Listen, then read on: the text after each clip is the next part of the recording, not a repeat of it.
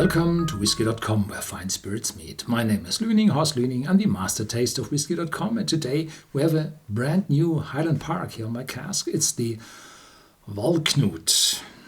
Valknut. No idea how to pronounce that. It's Nordic.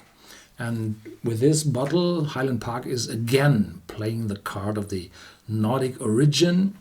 And here we have a special design for this new bottle by a Danish designer, Jim Linkwild. And he put that mark, the sign on the bottle, and this is the old sign for a knot. And here they write to this Jim Linkwild. He's a Viking. He lives in a castle which he designed himself in the Danish village of Flaborg. His great-grandfather, 36th generation ago, was Ragnvald Einsteinsson, the first Earl of Orkney Islands, and Jim can trace his own bloodline all the way back to the 8th century. He is a writer and a designer of international renown, highly regarded for his vast and vivid imagination. Who better to design the Highland Park Viking Legend series for us? This bottle is the second bottle in the series of the Viking Legend series.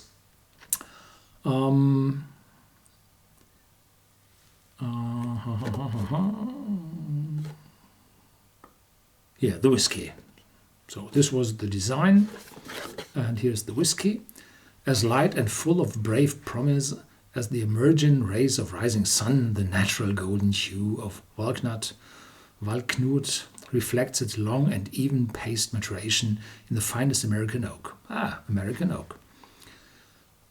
Rich, heathery peat from Hobbister Moor enhances sweet note absorbed from these fine sherry seasoned casks, while the addition of Orkney's local tartan barley to the kiln adds a bold thrust of malt. Lots of information in this marketing blur sentence. So they have a local peat, which comes from the Hobbister Moor, and this means peat in the different areas of Scotland taste differently. So here, this is local peat, and there are fine sherry seasoned casks. So they were seasoned, had sherry for a not too long time in them. So there is a lot of fruit from the sherry, but the tannins, the oakiness, the vanilla, the caramel from the oak isn't torn out that fast in that short time. So there's a lot coming from the cask still. And then there is the Orkney's local tartan barley. And this tartan barley, I don't know exactly what that tartan barley means, but typically the northern barley species have shorter straws because due to the hefty wind, and they are ready after 8 weeks of sunny summer. So they are growing really fast and getting ripe very fast. This is it. As the aroma of toasted vanilla pods advances, there's a distinct hint of cracked black pepper in the background and just a murmuring of fresh oak shavings before sweetly aromatic cloves join forces with a tangy hint of aniseed, intensely balanced, bold and courageous. Valknut leaves a lingering memory of peat smoke and sweet spices in its final moments. I think it's pronounced Valknut. Knut is a Nordic name, and Valkyrie, Valknut, it should be pronounced Valknut. Yeah, so here we go. Oops, sorry.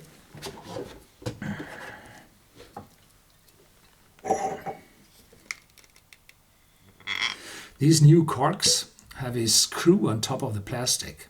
So you have the cork in the middle and a screw outside so that it really fits on the top of the bottle. And there is no leakage at all. Wonderful. This is innovation. Very good. Yeah, first, smoke. It's not that strong. It's 10, 12, 14 ppm, not more. But it's a strong influence, smoke. And then there's this sherry note in the back, so there's a lot of sherry cask used. And then, yeah, caramel vanilla from the relatively fresh American oak casks. After that, there's some spiciness coming through.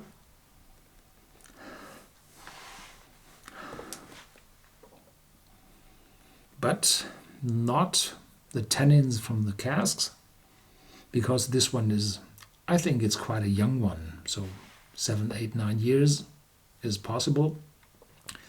And the tannins from the American white oaks are delivered very, very late. So typically from this American white oak, you do not get a big spiciness. So the spiciness will come from, well, from distillery character and from the peat, probably from this particular moor. Yeah.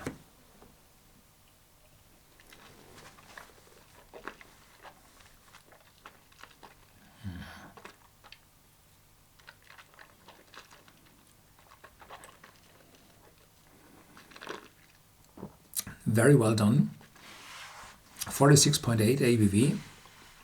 Really tasteable, unchill filtered, priced around 70 euros, dollars, pounds. And now there's a spiciness, peppery note in it. And there is, well, the peat smoke is still present in my mouth. And I can't tell you if it's youthness of the whiskey which covers my mouth or it's peat. Well, typically I would say it's the peat, because it's more cladding than attacking my mouth, which typically this metallic youthness of young whiskies does. Yeah, vanilla, and now some cloves.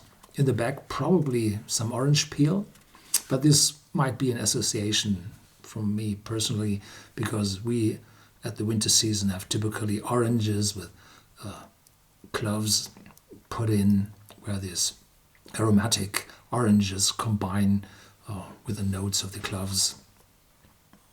And together this is a remembrance, probably. In the beginning, sweet in my mouth, and then developing into this peatiness. There's no bitterness or extreme spiciness in the aftertaste. Therefore, it might be too young, and the wood is American white oak. Sherry influence is high.